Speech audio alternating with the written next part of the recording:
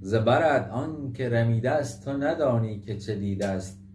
آبدان از چه تو پاشی که او از ریشه بریده است. درود همیهنان هم تباران ارجمند 71مین برنامه ویژه واژگان بختیاری کاست و 7مین برنامه از سلسله برنامه‌های ارتباط، نزدیکی و همسانی زبان انگلیسی و بختیاری است. در این برنامه میخواهم به سرفه و سرفه کردن بپردازم و این مطلب را عرض کنم که آن واژه‌ای که ما برای سرفه کردن استفاده می‌کنیم ما بختیاری‌ها دقیقاً همسان است با آن واژه‌ای که در زبان انگلیسی برای سرفه و سرفه کردن وجود دارد. ابتدا خدمتتان عرض کنم سه واژه‌ای که بیش از سایر واژگان در بختیاری برای سرفه کردن استفاده می شود. سومین واژه پرکاربرد کنه است. البته در بعضی از مناطق هم شنیده نمی شود، اما در منطقه مرکزی کنه و کنیدن به معنی سرفه و سرفه کردن وجود دارد. مثلا میگویند هی کنه، یعنی مدام سرفه می کند. این با هی کنه یعنی مدام انجام می دهد و مدام می کند متفاوت است. دومین واژه پرکاربرد کته است.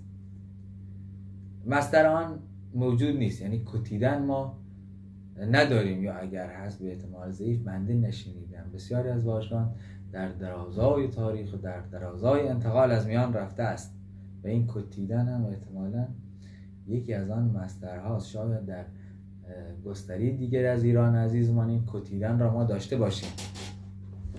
لات کته، کته در این ترکیب هست. لات به معنی خالی هست و خوش. لیت و لات، ریت و رات. لات کته یعنی سرفه خشک. اما مهمترین و پرکاربردترین واژه برای سرفه کفه است و جالب اینجاست که کفه دقیقاً به همین شکل و به همین تلفظ در زبان انگلیسی هم وجود دارد. کفه و کافینگ. کفه یک واژه اصیل هست، یک واژه است متعلق به زبان ایرانی که اگرچه به همین شکل به زبان بختیاری منتقل شده، اما در انتقالش به دیگر مناطق ایران اندکی دچار دگرگونی شده. من شماری از آنها را خدمتتان میخوانم. کفه به کردی رفته شده کخه،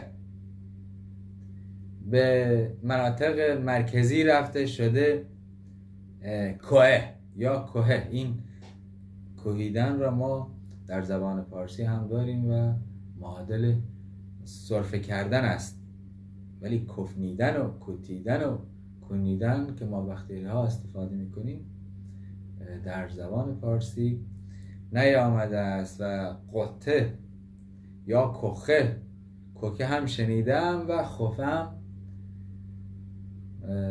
به همین طریق و این واژگان به احتمال فراوان همه از کفه گرفته شدن. و در آخر کولی که در کفه کول هست هم یک ترکیب جالبی است برای بررسی و ارتباط احتمالی با کولی که به معنی سرد هست در زبان انگلیسی.